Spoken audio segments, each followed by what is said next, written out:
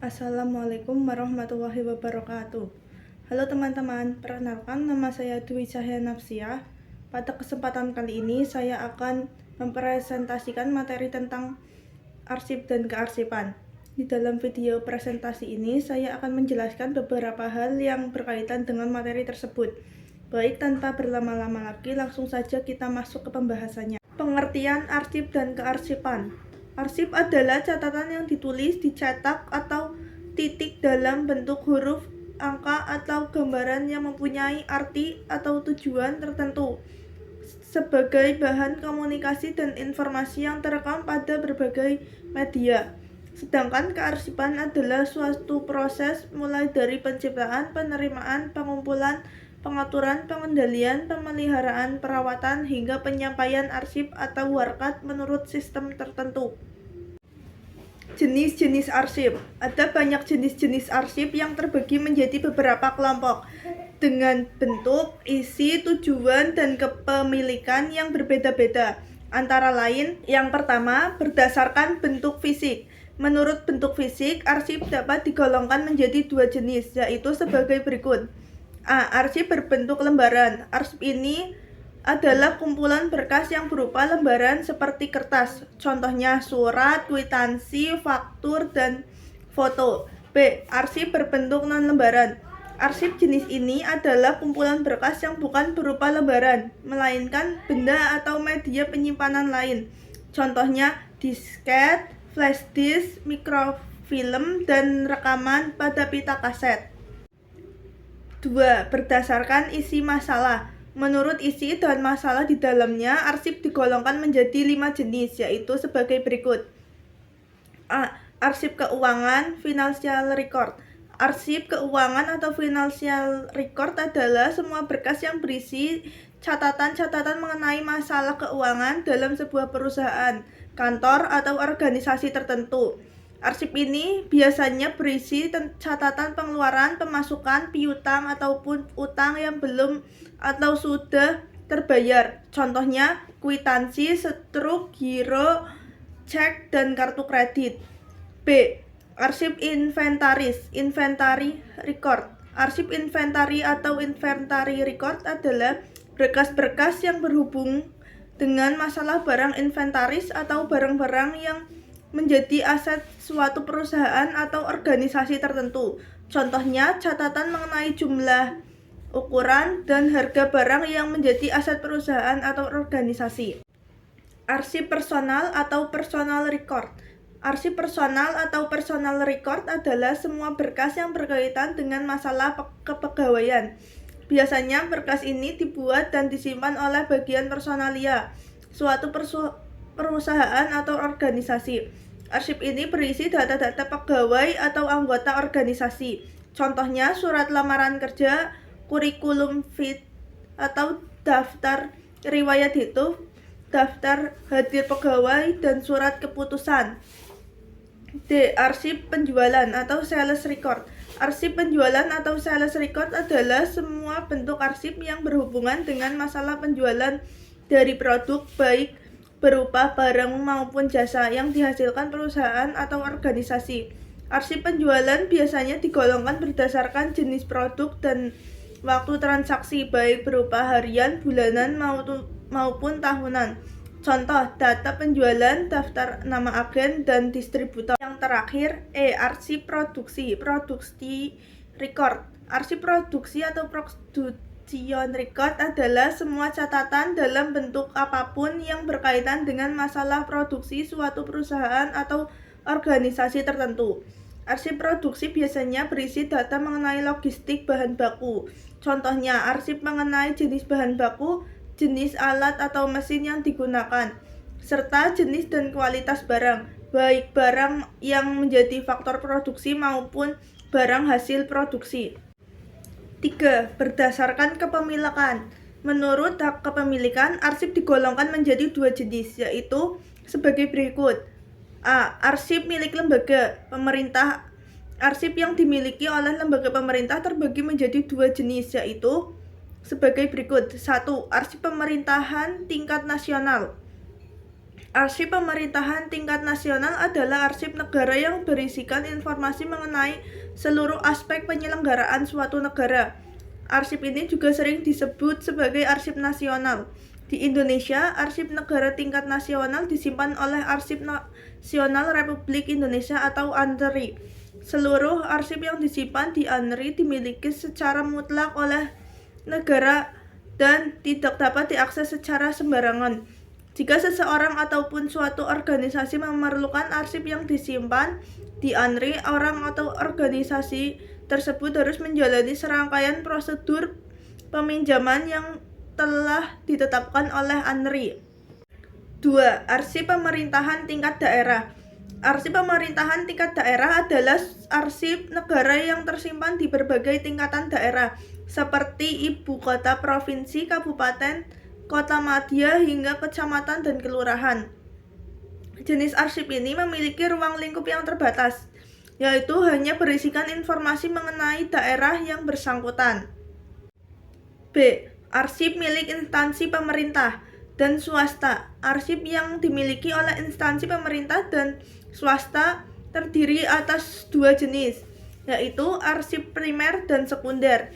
Arsip primer merupakan arsip awal atau asli, serta bukan merupakan arsip salinan. Sementara itu, arsip sekunder merupakan arsip yang berupa tindasan, karbokopi, atau salinan dari arsip primer.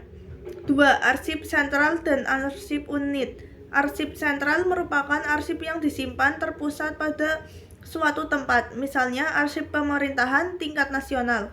Sementara itu, arsip unit merupakan arsip yang penyimpanannya menyebar dan pada setiap bagian organisasi, misalnya laporan keuangan suatu unit usaha dan arsip data kepegawaian. Berdasarkan sifat. Menurut sifat, arsip digolongkan menjadi 5 jenis, yaitu sebagai berikut. A. Arsip biasa. Arsip biasa adalah arsip yang semula penting tetapi menjadi tidak penting setelah lewat masa berlakunya, atau informasi di dalamnya sudah berlalu. Contohnya, surat lamaran kerja dan surat tagihan. B. Arsip penting.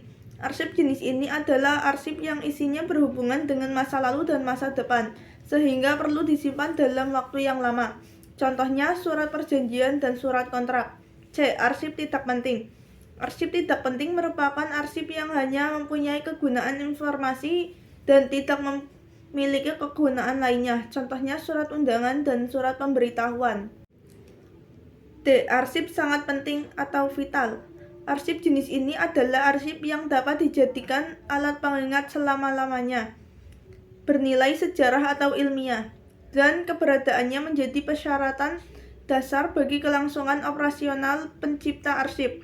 Arsip sangat penting atau arsip vital tidak dapat diperbarui dan tidak digantikan apabila rusak atau hilang.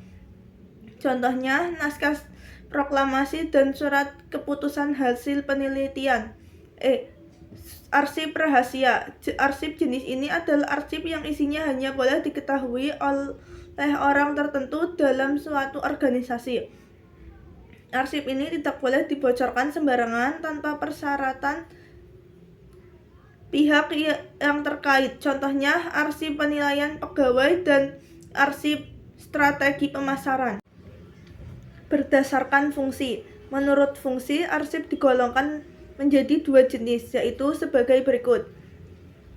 A. Arsip dinamis. Arsip jenis ini adalah arsip yang digunakan secara langsung dalam kegiatan penciptaan arsip dan disimpan selama jangka waktu tertentu.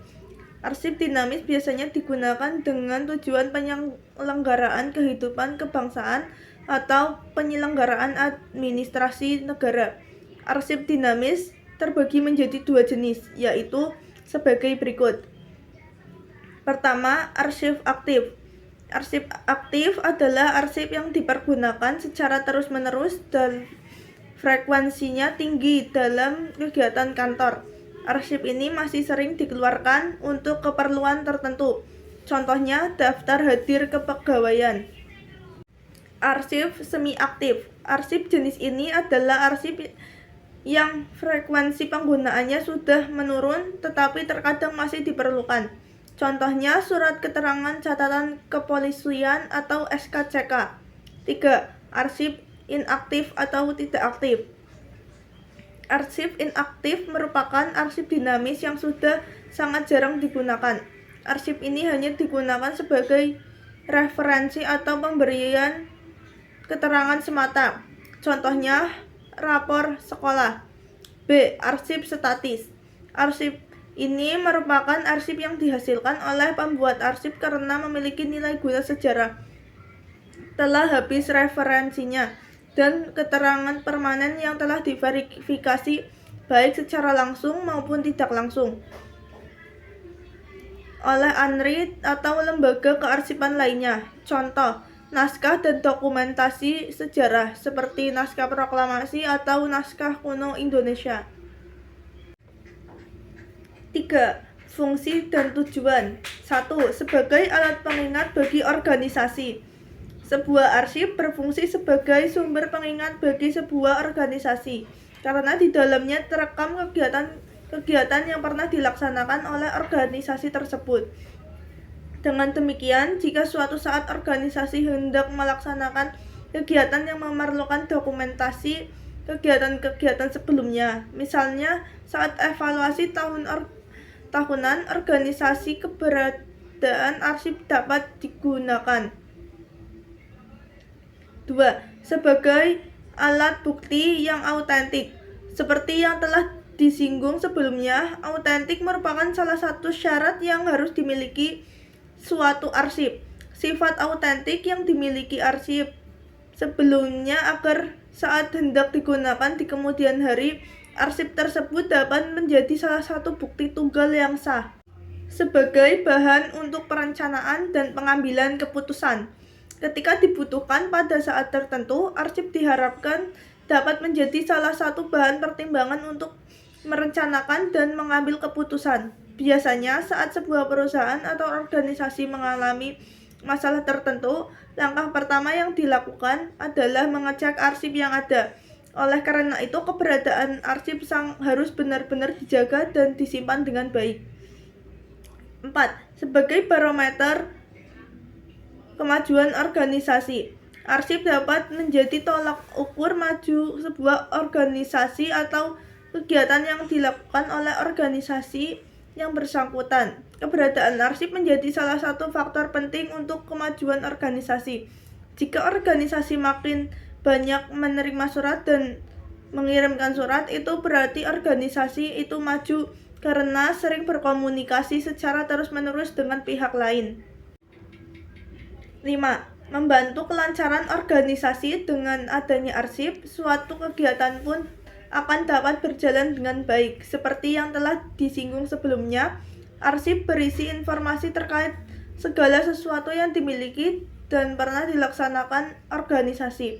Masalah-masalah yang pernah dialami oleh organisasi juga turut terekam dalam arsip. Oleh karena itu, keberadaan arsip akan menghindari organisasi dari kejadian kesalahan dan masalah yang sama di kemudian hari. Dengan demikian, pelaksanaan tujuan dan kegiatan organisasi berjalan dengan lancar.